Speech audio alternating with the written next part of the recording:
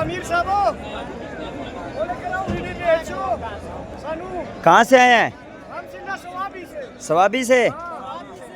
ثوابی سے تو یہ رش کا انتظار کر رہے ہیں، پھر نکلیں گے؟ رش کا انتظار کریں گا پھر نکلے گا انشاءاللہ اور رات 12 بجے گھر پہنچے گا کچھ سیکھا ہے ماشاءاللہ یہاں پر؟ الحمدللہ بہت کچھ سیکھے ایمان کی مضبوطی الحمدللہ اور نفس کے اوپر کنٹرول کرنا، اللہ تعالیٰ جو کچھ سنا اللہ تعالیٰ اس کے اوپر عمل کرنے کی توفیق دے۔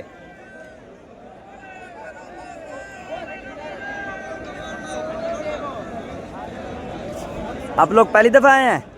پہلی دفعہ آئے ہیں؟ نہیں ہم 2 دفعہ آیا دوسری دفعہ ہے؟ ہاں ہاں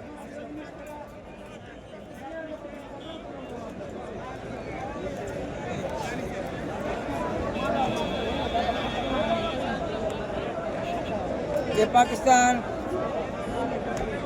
قوم جو کہ مرکز سے دعا ہونے کے بعد روانہ ہو رہے ہیں، اللہ پاک ان لوگوں کو صحیح سلامت گھر پر آئے۔